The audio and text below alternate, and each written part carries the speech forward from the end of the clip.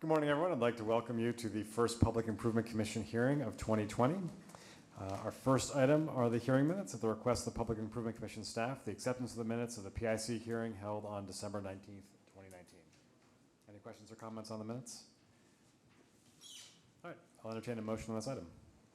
I'll make a motion to approve the minutes from the previous PIC hearing. Second. All in favor? Aye. So moved. Moving on to the new business, our first item is State Street, Boston proper, specific repairs on a petition by the Massachusetts Bay Transportation Authority. Thank you. Good morning. My name is Joe Guider. I'm the MBTA's project manager for the Aquarium Station Flood Proofing Improvements Project.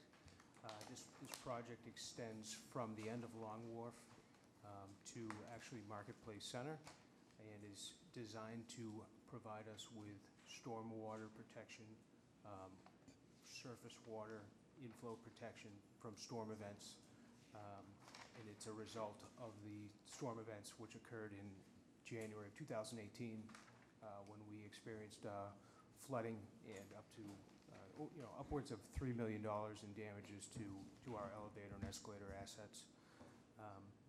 This is a joint project between the MBTA and MassDOT, as we have shared assets at Aquarium East for the Central Artery Tunnel emergency exit.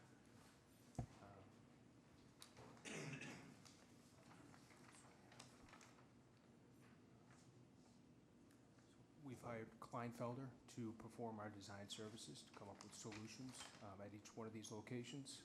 There's 4 locations, one at the end of the Long Wharf, which is Blue Line emergency tunnel egress only. That's outside the breadth of this commission. We have the Aquarium East Head House next to Marriott, the Southwest Head House across from Marketplace Center, and a head house within Marketplace Center. So I'm going to hand it over to Kleinfelder's team to get into the details of the design and how it affects the PIC. Thank you. Thank you. Good morning.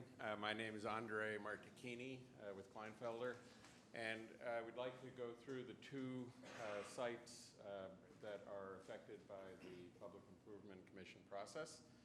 As Joe mentioned, here on this first board, we have an example in January of 2018.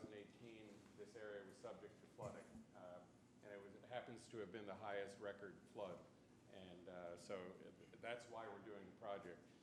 We have 2 renderings over here, which may be a little bit hard to see, but basically what we're trying to do here is to put a barrier system around each of the facilities that we're trying to protect, and that's a deployable system so that when it's not in use, we will not have anything other than some little bolt holes in the sidewalk. But when it's in use, it'll look like something like that. So we'll start with the first one will be the East Head House, which is right next to the Long Wharf Marriott. And basically, there are two sort of head black structures. The MassDOT tunnel egress comes out of here, and then those are the MBTA entrances. The existing sidewalks around the facility are brick, overlaying a concrete protection course, and then basically most of the work is being done over the MBTA tunnel structure. So there's a big, heavy tunnel structure. So in plan view, I think you have these plan views. Basically what we have is we are requesting, the City of Boston property is really on this side between here and State Street. And what we're requesting is to replace some of the brick sidewalk with concrete. So we're within the perimeter of our barrier. We're proposing to use to replace the brick with the concrete system, and then so the barrier itself basically will ring around here. You see it here and around the other one there also. So it's the system itself is fairly simple. What we'd be doing in most cases where we're on top of the structure, In most cases where it's on top of the tunnel slab, we'll be removing brick down to the tunnel slab roof. We'll expose the waterproofing that's there so that we can relap it, make sure that we have a good waterproofing on top of the tunnel. We don't want to add to any leaks in the MBTA system. And then we end up putting some anchor sleeves that will be will actually be drilled in afterwards. And then when the system is not in use, there's a brass capping screw that will be flush with the pavement so that it won't be a tripping hazard and it won't be a snow plowing issue. So it'll be just flush with the concrete pavement. In some areas where we get off of the tunnel itself, we will thicken up the slab at about 18 inches, thicken up the slab. Again, we're not looking to resist a tremendous amount of water pressure, but we do need to have a little bit thicker slab there. The waterproofing will have some lapping. I'm not sure, how, we've done some test pits to verify that we're going about 8 inches, maybe 9 inches. It varies as the slab grade changes. And that's basically it. This will be a reinforced piece of concrete. And the main sidewalk area that's not where the barriers are actually will be a sort of a regular 4-inch type concrete with a wire mesh. And if there are any questions on that site, I think. The other sites are the other site is somewhat similar. It's now on the opposite side of the Rose Kennedy Greenway. It's across from the Marketplace Center. We have the head house. There are two areas that we're protecting, but we're doing one barrier system around the whole thing. Again, there's some brick paving, and there's also, as you look between the buildings and the stair enclosure, there is some granite blocks, large granite block pieces there that form the sidewalk. So what's on our plans right now is to actually drill into those blocks and attach the barriers to the blocks. The blocks are theoretically, from the little bit that we've been able to see, are about 10 inches thick. We don't know how much variability is there, so we may be proposing, we'd like to propose a little bit of a change from what we show here, and that would be basically to reduce the block. These are about 7'6" normal. We'd like to take about 2'6" off them, saw cut them, and then do the same concrete slab detail. I think, we talked to Todd about this a little bit, and the idea would be within the next 2 weeks. We do have actually a drawing of it, but it's going to be kind of hard to see it. But the idea would be to possibly, look at it. It would be a better system because, one, we don't know exactly the thickness of the blocks, and there's some issues we were proposing to grout underneath them so water didn't pass under. And so. Would that require landmarks approval? That's one of the considerations that we're going to have in the next 2 weeks is whether or not those are considered historic. Got it. So again, our system goes all the way around, and then all of that would be replaced with the concrete. We do have one, because there's just this little bracket that goes right here, we do have a steel bracket that gets mounted to the side of the elevator shaft. That's the only one that has an underground steel bracket that will be provided by the flood barrier manufacturer.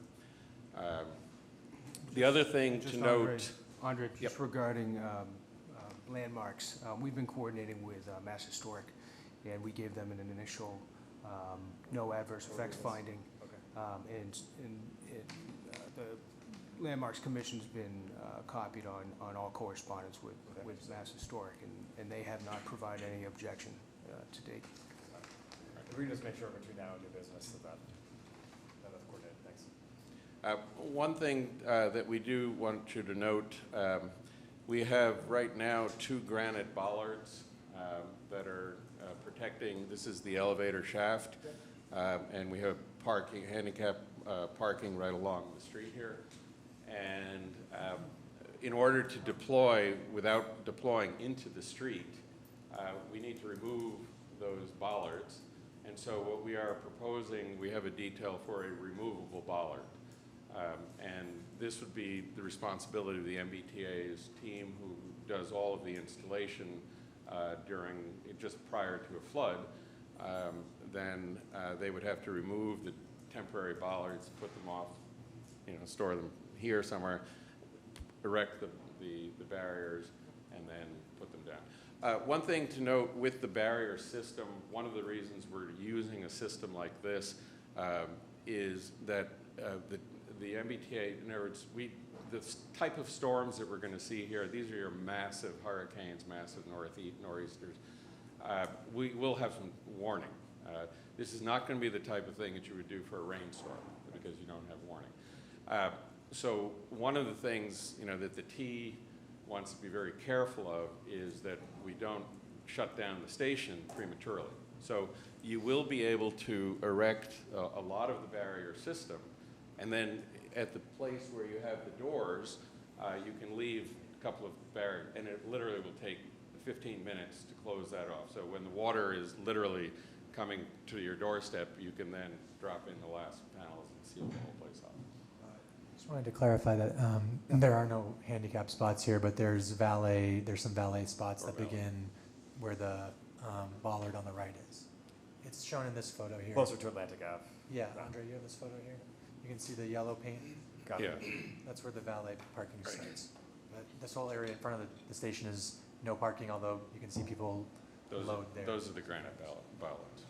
And what's the resulting sidewalk width between the building face and the deployed flood wall? With the deployed flood wall, I think we maintain always more than at least 5 feet. 5'9".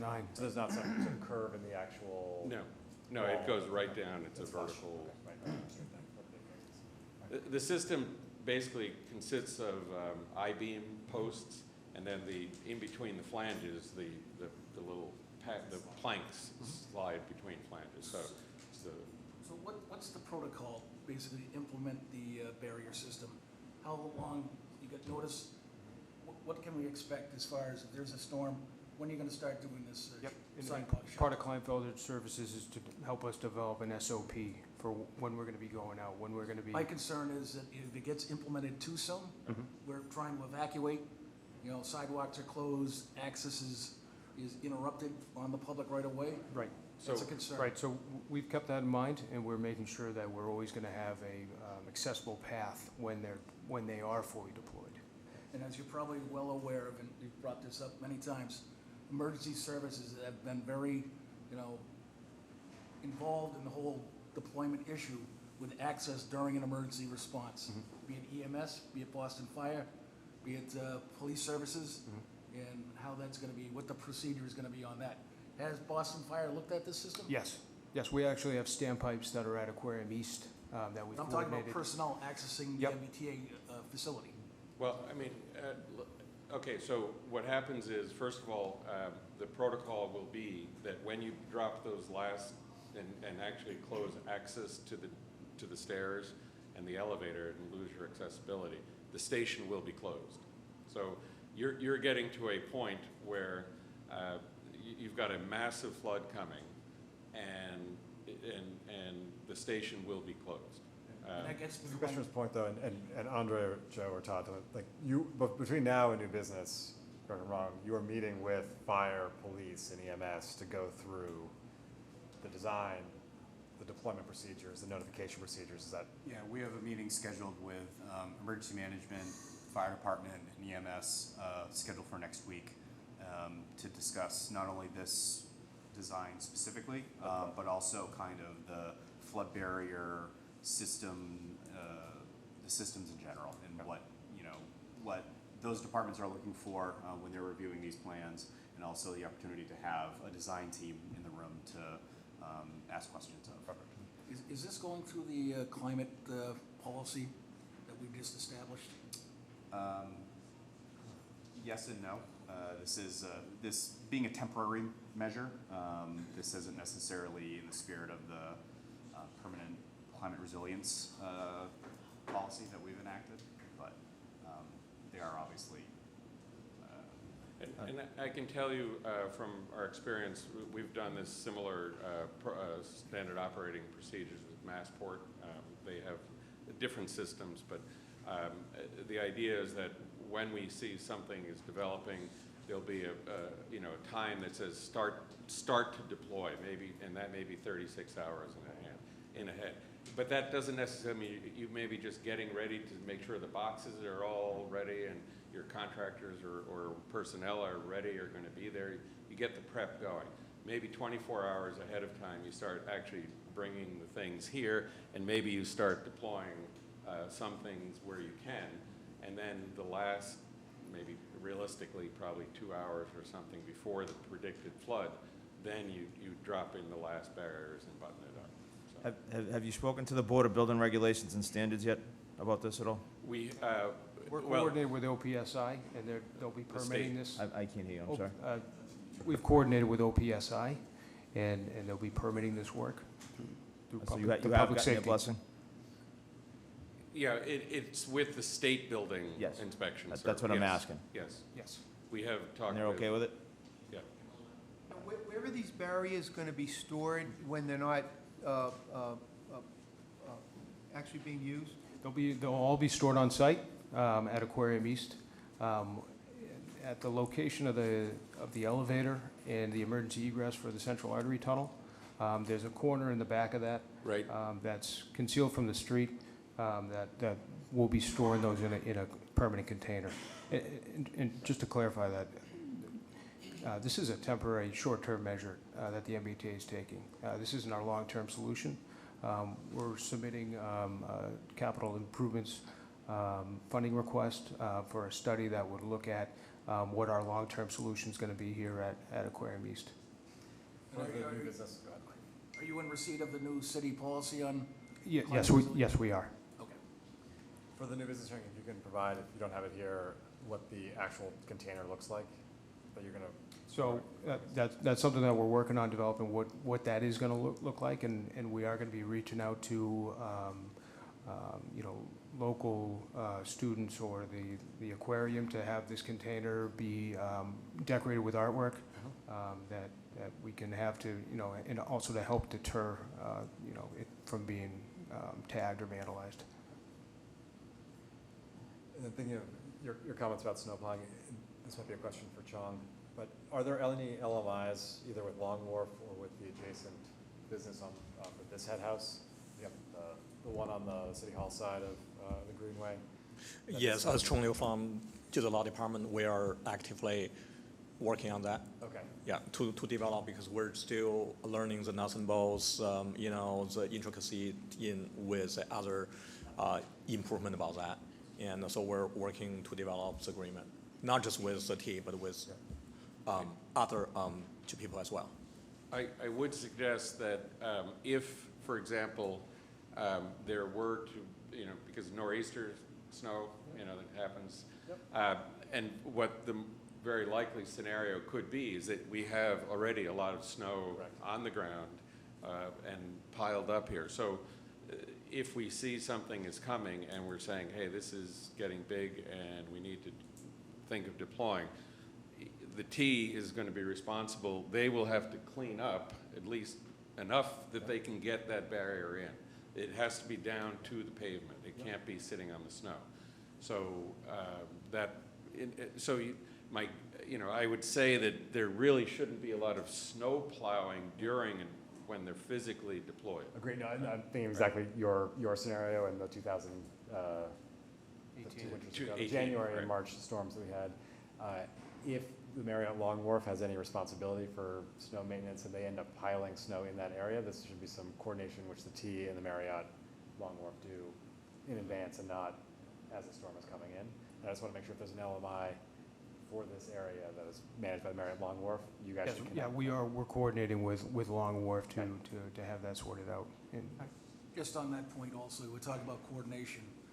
I see in the plans that you're looking to do this off hours, non-revenue. heavy sidewalk work? Have you talked to the Marriott? Have you talked to Harborside Inn? Have you talked Yeah, to the that- Custom Marriott? That may be a misprint.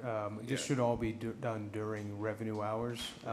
There were some locations that we thought that were gonna be needed for non-revenue, specifically in front of the elevators, and in front of the egresses for the station, but we've worked out solutions to allow all the work to be performed during the day. Okay, so the no work in front of station entrances, elevator and tunnel, egress shall be performed during As long as- non-revenue hours, approximately 1:30 a.m. before misprint. Yeah, that was That- prior, That's, yes. that was prior to the most recent discussions with the various owners, but we're also going to be, those pages won't be part of the PIC plans ultimately. No, I appreciate that. Yeah.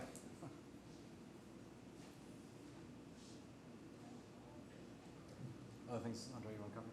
Yeah, the rest, we have similar details, but I'm not sure. If you have any questions on the details, we can, if not, that's pretty much it. I think the major takeaway here is the SOP and the meeting with the emergency services to get their input and procedures. Can I clarify, are you suggesting that we need the SOP as part of this submission? I would appreciate that, yeah. Because I'm not sure, will we? Requires quite a bit of coordination I mean, internally. we can have a draft, certainly, but I'm not sure we would be able to have anything. I think we will work through a lot of those things at the meeting Yeah, next week. okay. And It's just that the reality of, that's a lot of coordination between lots of departments within the T as well as Mass the Marriott, DOT. as city, everybody. But I, you know, from the transportation department, I mean, we're basically for pedestrians, vehicular traffic, we want to know when these things are going to be deployed and what's the time frame that we can be looking at, because if we have to evacuate the city, what time, when are these sidewalks closing? You know, Absolutely, and we access? agree that the SOP is a critical part of this project's success. And it's very loosely developed at this point. I think we can work out, you know, getting a draft outline of what that's gonna look like and make sure that we're getting those parts of that SOP that are of interest to the city and to public safety in there.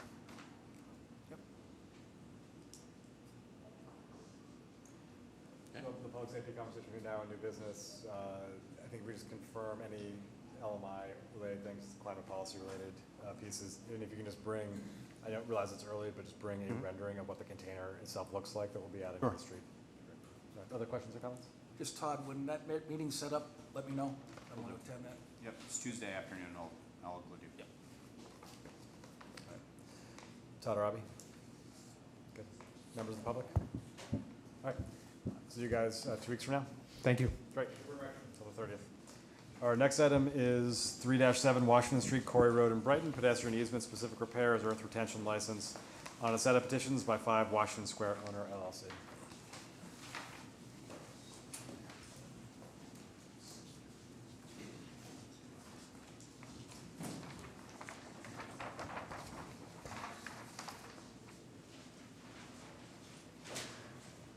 Good morning. Morning. My name is Mel Schuman. I'm legal counsel for the project at 3-7 Washington Street, known as 5 Washington Street in Brighton, which is a residential project which will have some ground floor retail and some parking. And with me today is Andrew Tidma, who is representing ownership, as well as Nathan Davis from McPhail and Zach Richards from Bowler, as well as some other team members sitting behind me if questions come up. So we have a petition today for several items. First, temporary earth retention system, also specific repairs and approval of pedestrian easements. The project has received all of its approvals. Zoning approvals are in place and we're pretty much ready to go. So without any further explanation, let me turn it over to who's going to speak first. Zach. Thank you. As Mel said, I'm Zach Richards with Bowler. Going in order of what was listed on the agenda, we'll start with the pedestrian easement here. Can you give a quick overview of the project itself? Yep. For the So the site's located at the corner of Quarry Road and Washington Street. It's also at the City of Boston and Brookline town line, which you can see delineated by this thick line here.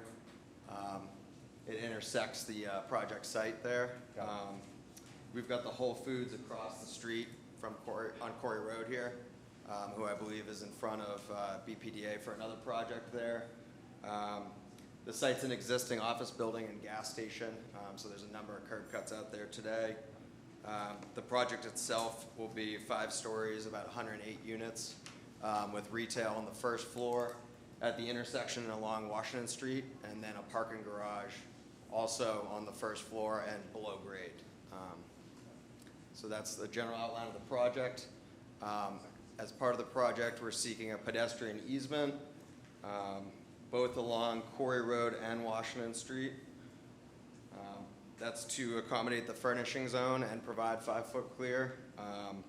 As part of agency comments, it was requested that we try to extend that easement to the face of the building, which we've done so for the most part along Quarry Road and Washington Street.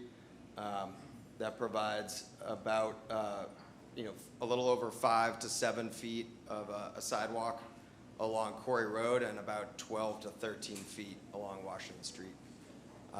There are a couple canopies within the pedestrian easement, but outside the right-of-way, and we've provided a couple cross-sections as well, showing a minimum of 11-foot clear from sidewalk to bottom of canopy. Any questions before I move on to specific repairs? Just on the approvals, the TAPA agreement, is that signed? The TAPA agreement has been fully approved and is in process. I think it, has it been signed fully yet? It's Guy Busa from Howard Stein. Guy Busa, Howard Stein Hudson. Pardon me? Yeah, Guy Busa, Howard Stein Hudson.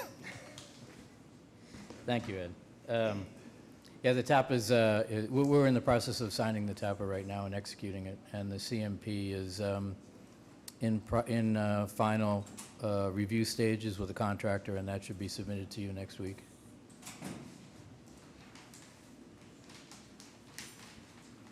Any other questions before I move on to specific repairs? Nope, that easement, Todarabi.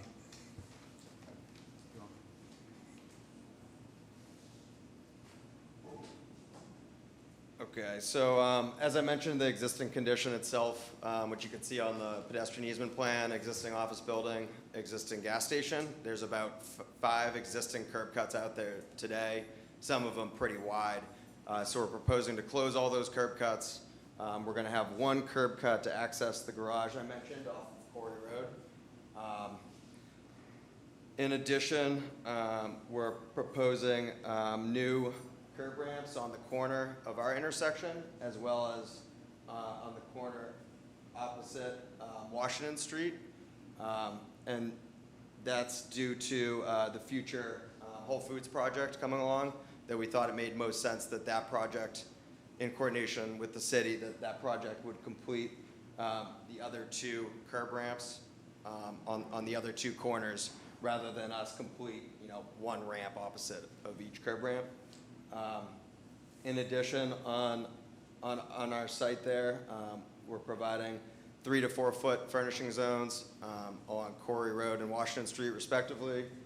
Those will have trees, bike racks on Washington Street, permeable pavers, and as I mentioned, sidewalk widths are about 5 to 7 feet on Quarry Road and 12 to 13 along Washington Street.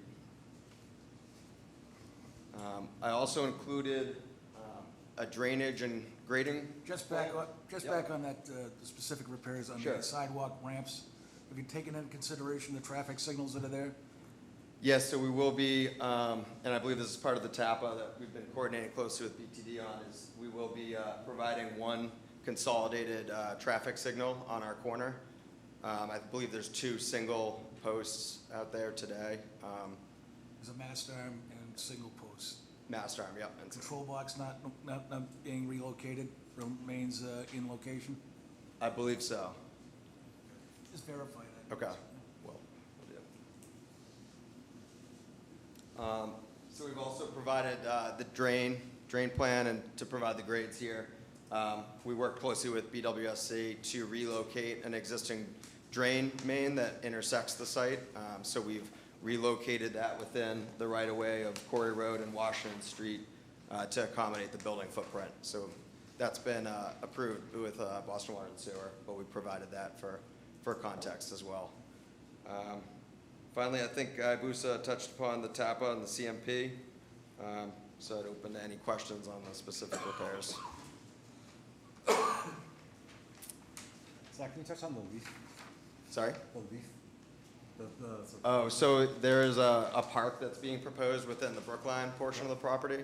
Got it. So there's a couple LA landscape features that showed up on the drainage plan there.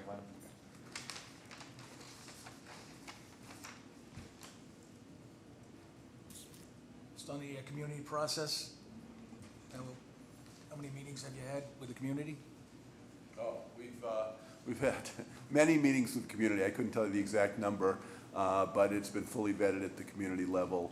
This is actually basically the third iteration of the project. There were previous developers that also dealt with the community, not as successfully, and we established, I think, a pretty good rapport with the community. Okay.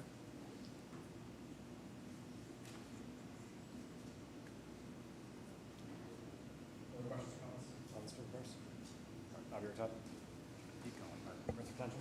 Okay, Nathan Davis with McPhail is going to speak to the retention. Thank you.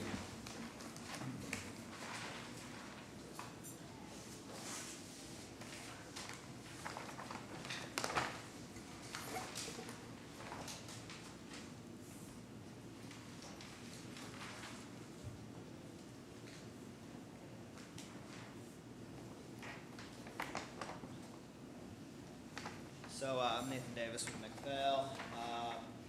The earth retention system out there is going to be approximately a 16-foot cut below the street grade. Varies a little bit with the street grade. For the majority of the excavation, the majority of the building footprint, the SOE system will be entirely within the property line. The only place where we are expecting to go over the property line is right here at the corner of Quarry Road and Washington Street. And that's just to fit in the building bump out a little bit there. So I provided three cross sections. Cross section B is the cross section where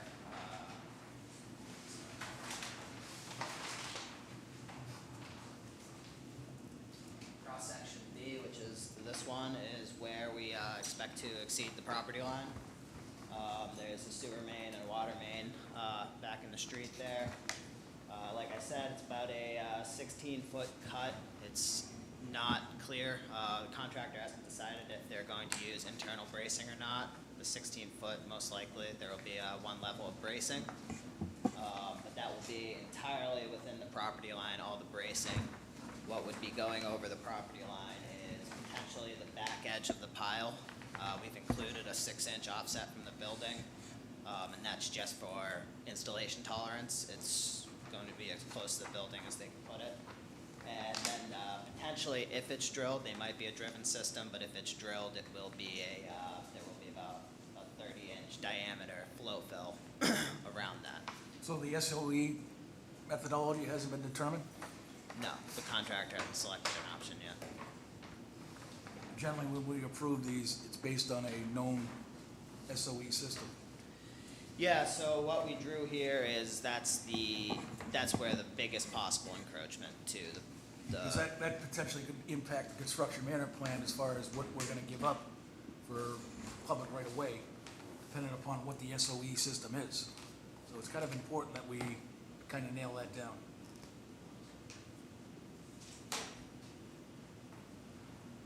Yeah.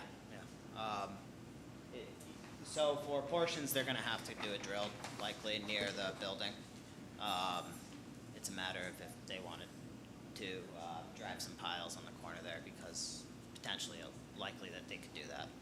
So that would, if they decided to go with a driven pile system, that would limit the encroachment on the city. That would actually reduce and possibly be on within the property Which we line. like. Yeah. So you're currently showing the maximum encroachment of the public right of way? Correct. Yes. And when would you roughly make the decision? Yeah, I'm not sure where the contractor is related to that So if the decision. CMP's meeting, the CMP, you have a meeting next week with the contractor? Is that part of the agenda, is to nail down the SOE? We'll make sure it is part of that, yes. Okay. Any other questions? Across the project, anything that Brookline has raised that we should be aware of, any concerns that they have raised that impact? Not at this time. We've been working closely with them throughout the project as well, and we have approval from Public Works Department, their DPW engineering. So. Other questions or comments on the registration plan? Todd, Adam? We're good. All right. Members of the public on any elements of this? All right. See you guys in 2 weeks. Great. Thank you very all. much.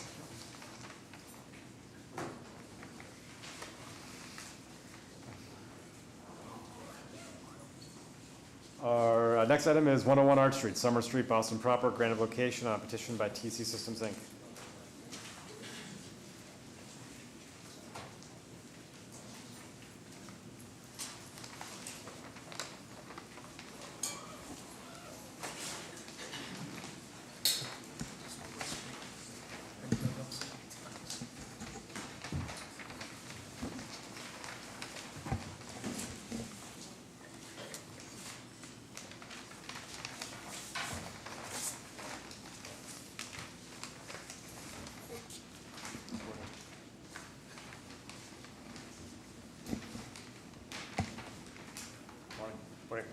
My name's Adam Heller. This is Haley Walker from Sienna Engineering Group, representing TC Systems, an affiliate of AT&T.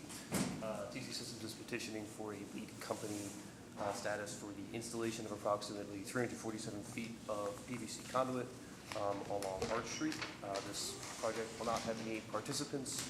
It has been entered into COBUX, and it is meant to serve as a customer at 101 Arch Street. We are proposing to install 2 4-inch PVC conduits and 1 quad duct city shadow leading from an existing TCB manhole on Summer Street into the building at 101 Arch, about 347 feet. We would perform this as soon as possible after approvals and after winter moratorium. And given the proximity to downtown crossing, we did receive a license from the MBTA. Just to confirm, in COBUX, currently signed off, this would happen post-winter moratorium and pre-resurfacing of Summer Street. Is that right? Okay. That's the question. Have you looked at other utilities as far as getting that lateral? Absolutely. And/or So duct bank? this was first presented. Edison, Verizon, Yeah, so we presented a formal application for conduit lease from Verizon. I don't have the results with me at the moment, but I can provide them if needed. They did not have any spare duct available. this specific section has been dug up so often in the last 3 years. I just find it hard that there's not additional spare conduit for this. I can provide the Verizon You looked at the butterflies. city shadow in the area? What's that? Have you looked at the city shadow in the area? As far as I know, our engineer was not able to find any spare duct out here, and that's why we, started developing plans for the new installation. Between now and the public hearing, I think, and we can help with this, just double check that there's no available city conduit that. Sure, and I'll certainly bring the Verizon results as well Great, for thank you. the public hearing. And I'm sure you looked at this, but the reason for bringing it to the south side of Arch Street before bringing it back to the north side, you couldn't find a space, you couldn't find a way of keeping it essentially on the north side. I feel like it was based on, so the way that we're coming out of the manhole existing on Summer Street, and then just trying to hug the curb line with the least impact to existing utilities on the street. Yep. They wanted to be closer to God.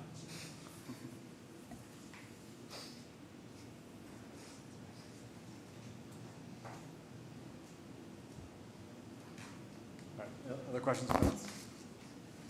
Just on that, that's specific, not to be funny, but obviously the shrine is right there. Coordination with the, Arch Street Chapel and Shrine, you should reach out to the order. Sure, we'll make it do that. Todd, on this one. Members of the public? All right. See you guys in 2 weeks. All right, thank you very much. Until the 30th. Our next item is Medfield Street, Boston proper, granted location on a petition by TC Systems.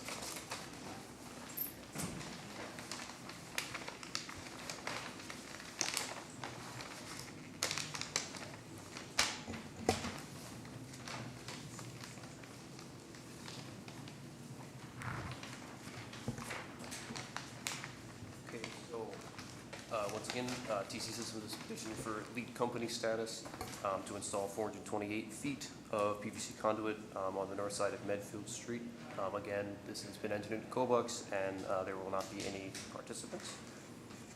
So this will be 4 PVC conduits and 2 city shadow ducts leading from an existing Comcast manhole along on Medfield Street that then leads into another Comcast manhole that we would be intercepting, and then we would continue to install another about 320 feet of conduit.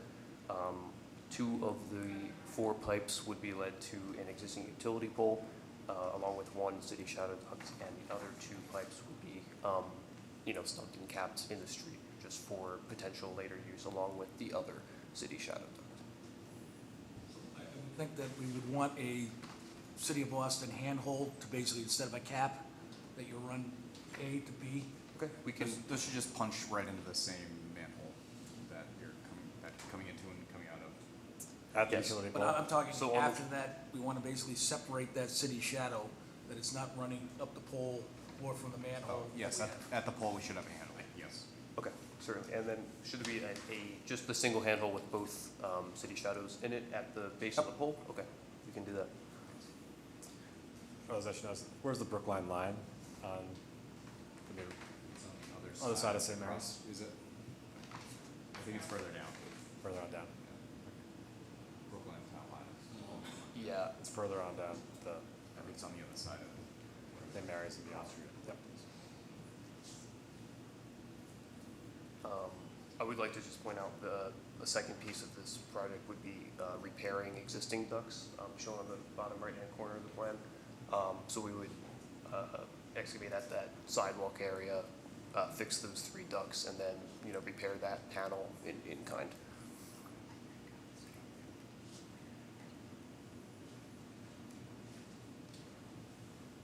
Other questions or comments on this?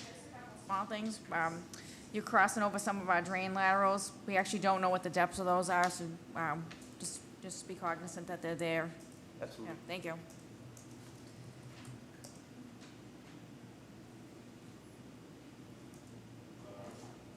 We're good. Members of the public? Please. Yes, I don't know if it's appropriate. I live in Audubon Circle. and Audubon Circle's Right there. Audubon Circle. And I got a note from the president of the association to say, please come here and just find out what this is. Yep. I've heard technical jargon, but I don't understand. Does it involve digging? What Great does it question. involve? The length of all of this and so forth. So I don't know whether or not it's appropriate for me to ask you gentlemen now or meet with them afterwards. So I want to know what sort of impact this is going to have on the neighborhood. Great question. Now's the perfect time. Do you guys want to talk through what the actual So project it involves? would be telecommunication PVC conduits that would be installed via traditional excavation. So you're going to be digging up the street, is that correct? Yes. And you'll be digging up the street, did you say 480 feet? Right around that, 420. 420 Yeah. feet. In total. We've approximated about 7 days construction total. Approximately 7 days of digging? Yes. Is there an Audubon Circle Neighborhood Association meeting between now and the 30th, or one that's coming up? I'm not sure, I can look on that. Why don't we coordinate, in addition to providing any sort of specific information about the plans, the process, you can also request that you present to the Audubon Circle Neighborhood Association, just so that the entire neighborhood association. That's a great suggestion, thank you. If I get your name and information, I'll get that information to you. I'm sure they'd love to hear you. Okay. So essentially, from Park Drive to St. Mary's, a construction job which would allow for conduit and fiber to be put in to connect a line on Park Drive to a utility pole at the St. Mary's Medfield Street intersection. Is that? All right, thank you very much. I'll get this information. Absolutely. Other questions or comments? All right. See you guys in 2 weeks. All right, thank you very much. Our final item of new business is Durn Street, Bowden Street, Boston proper, a grant of location on petition by Crown Castle Fiber.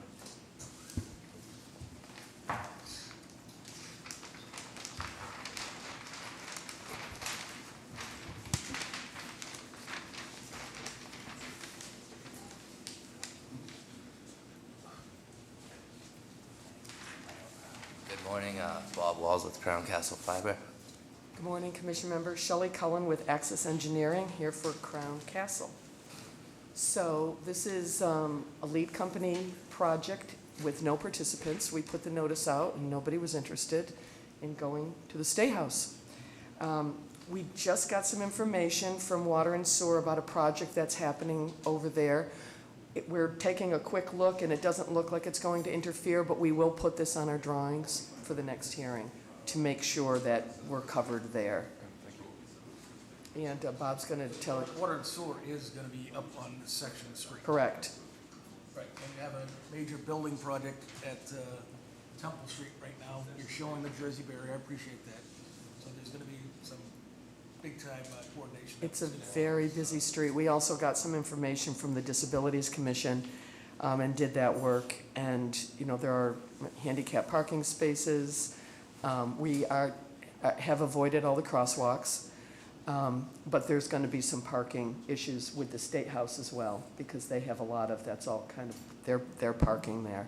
So yes, it will be a challenge. Yep. Just to follow up with you on your comment, Eddie, yeah, we are replacing the water main, the Southern High 12-inch 1901, so it's on the north side of the street. Then we'll also be doing sewer separation work, so we'll be installing a drain up along the sidewalk on the south side. And on Bowden Street as well, in this area too. Yes, we'll put this all on the drawings and if necessary, move our running line. I do know that we are planning on doing the work sometime this spring. I can see if I can get a more detailed schedule from our construction department. I can And get coordinate construction? Oh, no, I can just follow up with that construction department and see if they have a more detailed schedule when the Okay. work will be done. I do know it is planned to be done this spring. Okay, great, great. So we're proposing to trench down Dern Street from Bowden Street out of the Eversource manhole. We did look with an application with Eversource to see if we could get as close to the State House as possible. They did not have any spare conduit. We also looked at Verizon. They did not have a path for us, and City Shadow, we didn't have anything available, and that's why we're proposing to trench down Dern Street. We do know that there is construction on the other side of the street, so we are aware that we will have to coordinate with the GC over there, as well as the State House, which the service is for the State House. This is a diverse circuit for them, and they will take care of the parking when the dig is being done. And we are placing the City Shadow, and it will be broken into the Eversource manhole, as well as our 3x3 and the 1x2 handle before entering the building. Just again, on the proposed handholds, they should be in the sidewalk, not the roadway. Okay, we can move that, not a problem at all. Yep. And also, we'd like to see before it enters into the State House, our own handhole, city handhole. Separate handhole? Yep. So you'd like two handholds, like just One butter? for you and one for us. Okay.